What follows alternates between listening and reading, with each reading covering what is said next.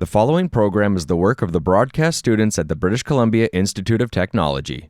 BCIT Magazine features news stories from around the Lower Mainland which were produced over the last week. Responsibility for the content of the show rests completely with the students and their instructors.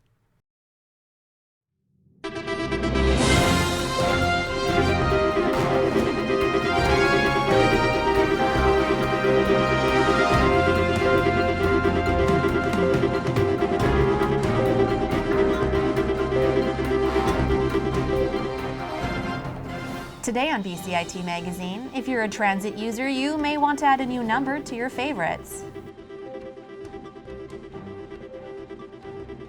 And students and employers find BCIT's career fair a job well done.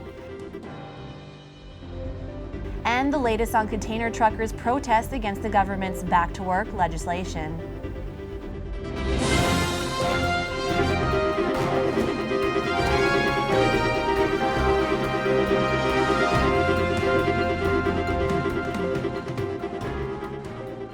Hello and welcome to BCIT Magazine. I'm Barra. And I'm Zahra Premji.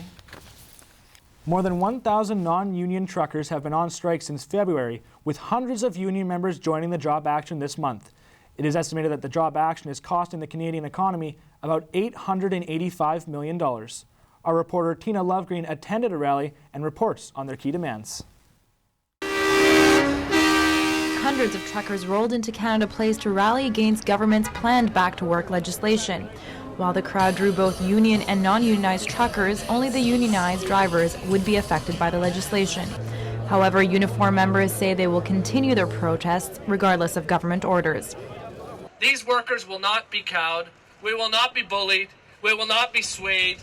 We need to get around the negotiating table, sit down, and get this thing done in a way that there's a standard rate for everyone across the board. Truckers like Jazz Leiter have been off the job for over 2 weeks now. While he's ready to go back to work, he says he won't until a deal is negotiated. Yeah, I mean, who wants to stay at the picket lines? I got sick sitting at the picket lines. We're not making any money. We're sitting in the lineup all day long, not getting paid for it. Drivers say they often face wait times anywhere from 2 to 8 hours per container. The key issue for the drivers is that they get paid the same regardless of their wait times and often can't leave their trucks while waiting. You're sitting there, nothing's moving, you're sitting in the lineup, nothing's getting done. You want to go home, then you're told you got to go back to the port and sit in the lineup again. You're not making any money. If you were making money, then it's okay. You can sit in the lineup. Who cares? Local businesses say they've been impacted because their goods haven't moved for weeks now and they still have to pay to store their products. Port Metro Vancouver says that port activity is about 40% of normal, the highest it's been since the protests began. And they've also announced that they won't renew licenses and permits of those drivers whose licenses are about to expire unless they return back to their jobs. As immigrants, we're going to exploit them, and if they're not going to work for the money we're going to pay them, we're going to kick them out of the system. We'll bring new people, whether that's going to be from Dubai, from India, from other countries, who will work for less than what people are working for right now. These truckers say they will stand firm and will continue to protest despite government legislation that will likely order them back to work this week. Tina Lovegreen in Vancouver for BCIT Magazine. We now go to our reporter Tina Lovegreen for an update on the government's actions. Tina, what's the latest? The federal and provincial government, along with Port Metro Vancouver, have reached a deal with unionized and non-unionized truckers. This comes after extensive talks that ended the 28-day dispute. The federal government says it will increase trip rates by 12%.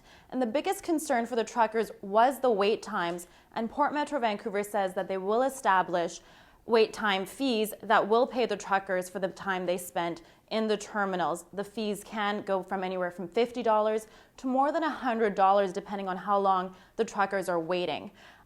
Things are expected to go back to normal within the next few days. Back to you. Thank you, Tina.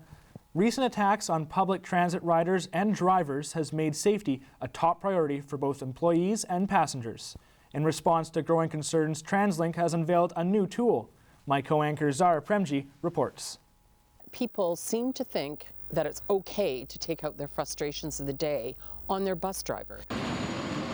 When frustrations get out of hand and safety is being jeopardized on transit, passengers and drivers now have a new option for help. Translink Police Media Advisor Ann Drennan says now there's a number anyone can text if they feel unsafe or need to report an incident. It's so important that we hear about what is going on the buses or the trains as it's happening. So these days, almost everybody and anybody is texting all the time, so nobody's going to notice one more person, texting away on their phone. They might notice somebody who's picked up the phone and is kind of looking at them and saying police into the phone, that kind of thing. The text code is 877777. Some transit drivers aren't completely convinced. It might improve on it a little bit, but being a driver, and I've been in close calls with, people wanting to assault me, it's not going to really make that much of a difference. Because trust me, most of the time when drivers get assaulted, it comes out of left field. While some transit users agree, others think the texting number will help. Yeah, I guess it would be better knowing that there is some place that he can contact. I think that's a good thing. I think it's a cool concept. Despite the new number, Drennan says it's not the only way to report an incident. This does not replace 911. 911 is still to be used for extremely emergent situations. So if it is truly an emergency where you need somebody instantly or you need medical assistance, 911 is the number to call. On March 31st, Translink will officially announce the texting number and an app that will be unveiled in April to go along with that, as well as a new program to keep bus drivers safe. Translink is confident its new plan will ease the fears of riders and drivers alike. Zahra Premji in Burnaby for BCIT Magazine. This week was BCIT's Career Fair. It's an opportunity for students to meet and network with prospective employers. But as Barra found out, it's as beneficial for the employers as it is for the students. Students crowd in the Great Hall looking to make that all-important good first impression on some of the top businesses in BC who are hiring. More than 70 organizations fill the Great Hall, ready to meet eager students like Jeet Sivia, who's looking for the chance to get a leg up on job openings. Sometimes you are just in middle of something and you don't know which way to go, right? And what are companies looking for? So this is a very good platform where students can know what the companies are really looking for. Then they need to work on that aspect, right? And they can polish their skills in that direction to really apply for the job and get themselves prepared for that. While some students may just be here for the goodies, most are not, and companies in attendance say BCIT makes sure their students are industry ready. BCIT has done an amazing job here. Everything is very organized, and we do get all the students, they're very prepared to apply for jobs, which is great. Being a graduate of BCIT, I really know that BCIT really upholds their credibility in the business field. Like students that graduate from this school are job ready. They're ready to come take on a challenge because it's challenging just to get through BCIT and completing the program. BCIT is definitely one of the busiest career fairs that we attend throughout the year. We get a lot of traffic. I think in terms of students, we've had great success in hiring BCIT students in the past, but generally we definitely see a high caliber of students from this institution. While the opportunity to network and find out what jobs are available is valuable, Sivia says there is one more thing she'd like to see at the event. I would like to see that if there are some job openings right now, then they should hire directly. BCIT's latest crop of graduates will hit the workforce in just over 2 months, and students like Sivia hope today's meet and greet with industry will provide that all-important leg up when it comes to getting her first job. Canberra in Burnaby for BCIT Magazine. Coming up next on BCIT Magazine, flying, a common mode of transportation, but not so common of a profession, at least for women. And a local charity provides maternal health care for mothers-to-be in Uganda.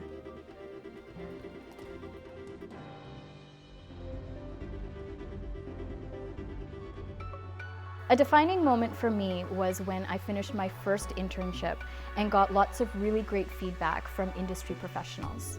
I would have never imagined I'd be walking into the floors of TSN and thinking, I'm not a student anymore, I'm here to work.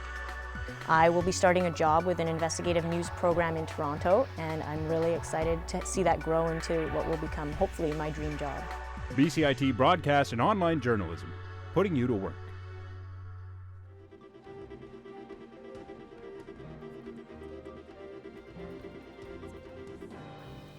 It's been over a century since the dream of flying has become a reality for humankind, and today it's an affordable means of travel. But as our reporter Tina Lovegreen finds out, it's a profession which hasn't yet taken off with women. Flying has become a common mode of transportation, with Vancouver International Airport facilitating more than 300,000 aircraft takeoffs and landings. Yet, only 2 out of the 24 students at BCIT's Airline and Flight Operations program are female. For Jen, there was no other career option in sight. The first time I was actually on an airplane was when I was in grade 7, so it took a long time to actually get into that. But after that moment, every feeling that you get on the airplane, you just fall in love with. And that dream pushed her to move from Alberta to BC to launch her dream of piloting a commercial airplane. And for Winnie, she followed in the footsteps of her brother, who also took the program. While they both had the support of their families and friends, they still faced some surprising remarks when they shared their dream of flying a plane. It's a look of disbelief kind of thing, because I guess it's not really standard for a female to be a pilot. I usually get the, oh, you're not a flight attendant, or or something like that. How does it make you feel when they say, do you want to be a flight attendant? Kind of good, actually, because I kind of like that disbelief look that they get in their face, because it's like, yeah, I want to be a pilot, that kind of thing. A lack of knowledge around the profession can be partially to blame. I don't think it's the fact that they don't want to be a pilot. I just think it's they don't know that the option is there, because that was what happened with me. Like I didn't know that the option was there. Women make up only 5% of pilots employed at major Canadian airlines such as WestJet and Air Canada. For these future pilots, part of the dream is to inspire others and increase those numbers. With only 6 months to go, it won't be long until they will qualify to get their private and commercial pilot license. Tina Lovegreen in Delta for BCIT Magazine. If you're looking forward to the Men's World Cup in Brazil this year, consider this. The Women's World Cup final is headed to Vancouver in 2015. But now there's a turf war going on about grass. While these Vancouver soccer players run around on an artificial turf field, players in next year's Women's World Cup right here at BC Place will be expected to do the same. For some, it's a bone of contention because the Men's World Cup is always played on grass, not turf. Vancouverites weighed in on the discussion. I don't know why we can't play on grass too. Like, I don't see why they have to change it. Why is that? We're too cheap to buy grass for them, or what? Well, personally, I like grass a lot more, just because when you're sliding or anything, it doesn't cut you. But it's a lot easier to maintain turf, so I can see why. I can see how that can happen, because basically like Canada and the US, we play on turf, then the rest of the world plays on grass. Why don't we plant some grass for them? The Canadian Soccer Association says it's up to the individual venues to address the issue. Our reporter, Angelina Talman, now joins us with more on the FIFA Women's World Cup. Angelina, what can you tell us about next year's tournament here in Vancouver? Well, turf versus grass debates aside, soccer fans have a lot to get excited about when it comes to next year's FIFA Women's World Cup. The tournament will be played in 6 Canadian cities, and it will happen from June 6th to July 5th. Vancouver is not only a host city, it's also where the final match will be played out. So that will be at BC Place Stadium. The other host cities include in the west, Edmonton and Winnipeg, and in the east, Ottawa, Montreal, and Moncton. Now, FIFA says with 52 matches, they're hoping for a record number of viewers, up to 1.5 million. They're also saying this is the first major international event of its kind that goes from coast to coast. And how is Canada expected to fare in the event? Well, Canada is expected to do well in this tournament. Of course, they're playing under the leadership of veteran of women's soccer, Christine Sinclair, all-star goal scorer. So Canada actually ranks 7th in the world right now, and that's behind Team USA, Germany, and Japan, who hold the top 3 spots. Now, many might remember Team Canada's frustrating loss in the 2012 Olympics against Team USA. That was when the Canadian coach accused the US team of using illegal tactics. So I'm sure that rivalry will continue, and we'll also see fierce competition amongst all the teams. Back to you. Thank you, Angelina. Oxfam, the Red Cross, World Vision, and UNICEF are all organizations known for their international development work. But smaller local charities often fall under the radar. As Neetu Garcha reports, a Vancouver-based organization, Shanti Uganda Society, is taking big strides to help in the developing world. It looks like normal jewelry, but these products have a special touch. They were handmade by women in Uganda using only paper and were sold at 50 to 70% discounts at the Shanti Uganda Society's annual warehouse sale in Vancouver. With the ever-growing trendiness of pop-up shops, we thought we would also give it a try, but we thought we would partner up with like-minded organizations. That organization is called Fable Naturals. So we're a local company. We started about 2 years ago and produce a line of fair trade, organic skincare. So we bring in cocoa butter from Peru, olive oil from Palestine, and then cane sugar from Paraguay. Executive Director Sadie St. Denis says her small Vancouver operation has many projects on the go, including one affecting moms and their children. Shanti Uganda has a maternal infant health care initiative in Uganda. So our mission is to improve infant and maternal health, provide safe mother-centered care to birthing women, and empower women living with HIV/AIDS in Uganda. Something General Director Amber Brani can relate to. I think it's a really interesting timing that I joined the board, and 3 months later I end up becoming pregnant. And so, the line that says it takes a village to raise a child, well, it also takes the many women to give you the experience and the knowledge to go through the pregnancy. The care that we have here in Canada is astronomical. I have a doula, I have a midwife for this pregnancy, and I just feel very fortunate. According to the charity's website, 16 women die every day in Uganda from complications of childbirth. While that may be shocking to many, it's a harsh reality for several moms-to-be in the East African country. But things are different for women who give birth at the Society's birth house in a rural Ugandan village. So we've constructed a very holistic mother-centered birth care center in Uganda, and we offer prenatal to postnatal services to moms that wouldn't otherwise be able to afford private healthcare services. We do HIV testing and counseling, family planning, immunizations. The Shanti Uganda team cleans up with a smile after what they say was a more successful event than they anticipated, and more events already planned, including a film screening in April. Neetu Garcha in Vancouver for BCIT Magazine.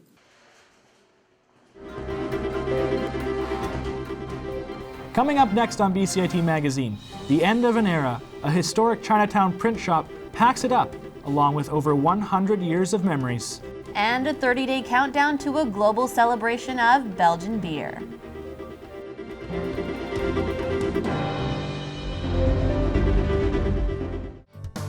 Standby graphics, ready camera one. If you want to experience the fast-paced world of news, today on BCIT Magazine, striking, make magic on a movie set, frame, and action, or bring your creative ideas to life. BCIT's hands-on training will get you started. BCIT Television and Video Production. Your possibilities start here. Well, pillows are good for more than just one thing, and did you know that on April 5th it's International Pillow Fight Day? Well, I have an event just for you. On that day, head down to the Astoria Pub for a second annual East Van Pillow Fight Club Showdown.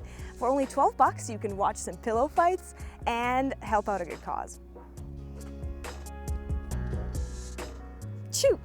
Well, while for some springtime means allergies, for most Vancouverites it means looking at the cherry blossoms. And what better way to do that than at the Vancouver Cherry Blossom Festival? Come on down to Sakura Days Fair on April 5th and 6th at the Van Dusen Botanical Gardens and learn about Japanese culture, get some food, and of course enjoy the beautiful cherry blossoms. Have you ever looked up in the sky and wondered, are we alone out there? Well, you can join others in a discussion of that at the Space Cruise Days at the Vancouver Fan Club. It runs every Friday, Saturday, and Sunday in April and features live music, burlesque, and your favorite alien costumes. And of course, if you're not into aliens, you can just don your aluminum hat. I'm Elsie Shirakina. Thanks for watching BCIT Community Calendar.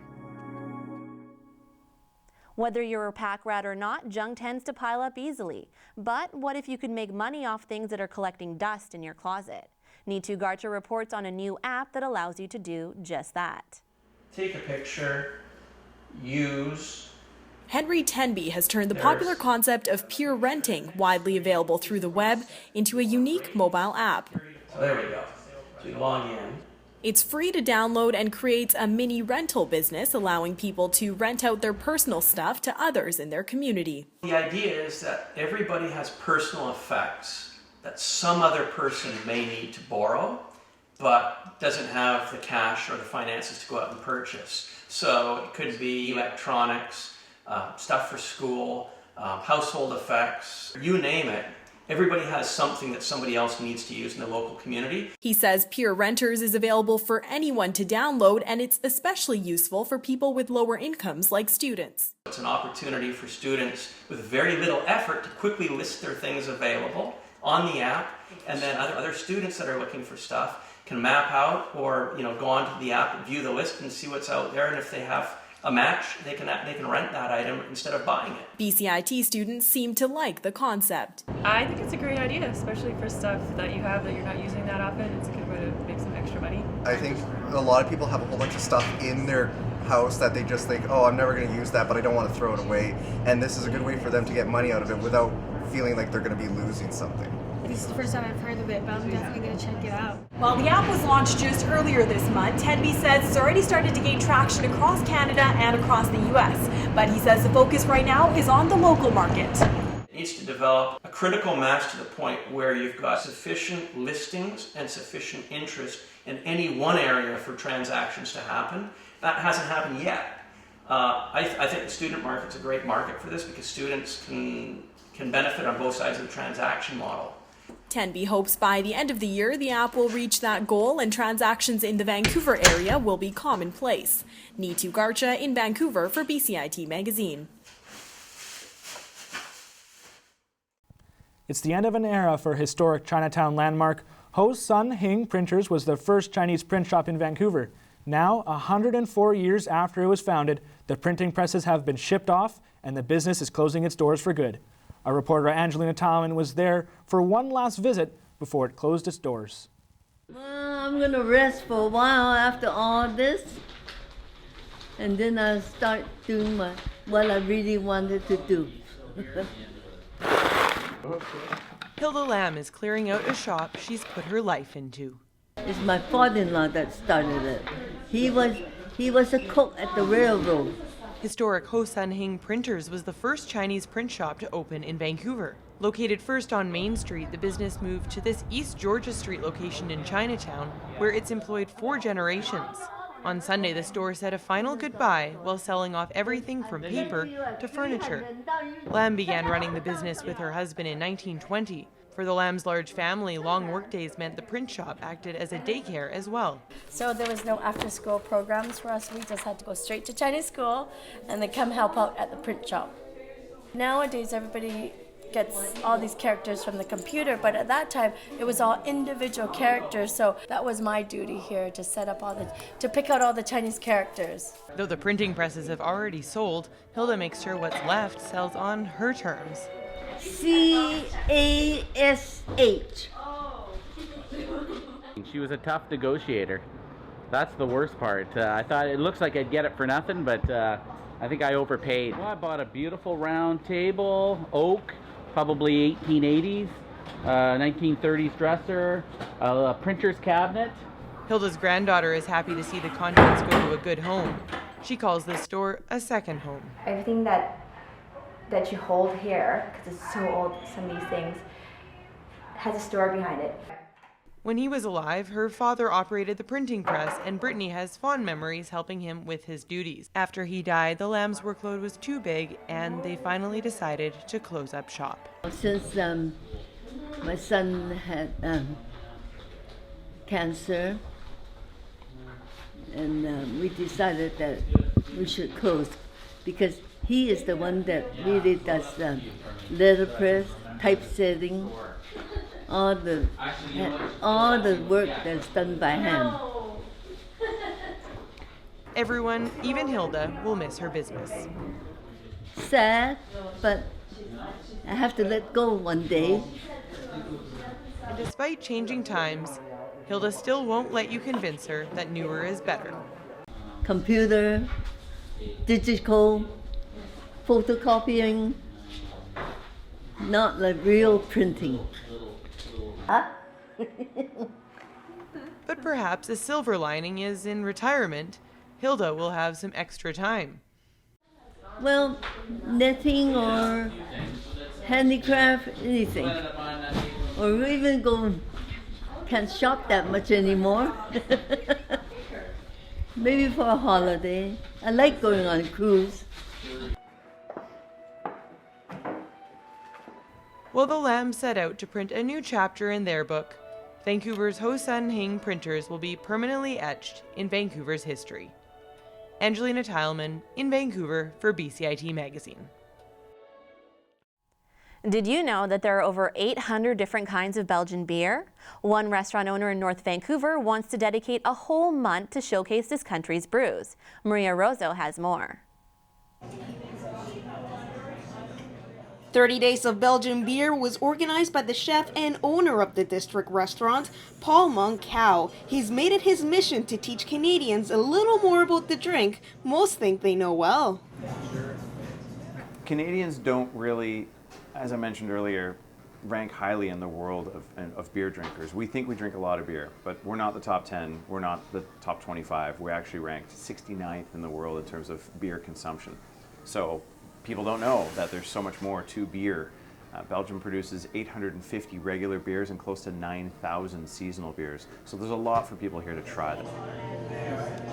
Each day showcases a different brew, counting down to April 5th. The district will then participate in a live global celebration of Belgian beer. But these are the rarest beers in the world. They always rank number 1 and 2. Generally, I should say, not always. It's the West Flutteren. You can't get them unless you go to Belgium. And the West Flutteren 12 sells for about $100 on average. Since working here, I've been here about 3 years now. To me, beer was just beer. And when I got here, it was like a whole nother world. Like every time you taste one, you start to discover different things, not just about the beer, but the history behind it, also how you taste beer and how your palate tastes and change and how it affects your food. It's awesome. Like I love wine, and I usually drink wine the same way I drink beer now. You have such a different appreciation for it once you get into the depths of it and start to understand really how it all comes together. Nice Belgian beer with a nice coloring to it. It's very good. After this celebration, though, beers will keep on coming, with new brews being showcased every month. Maria Rozo in North Vancouver for BCIT Magazine. If you have any questions or comments regarding this program, please visit us online at bcit-broadcast.com or bcitbroadcastnews.ca. I'm Canberra. And I'm Zahra Premji, and that's today's BCIT Magazine. Thank you for watching. We now leave you with the view from the sidelines.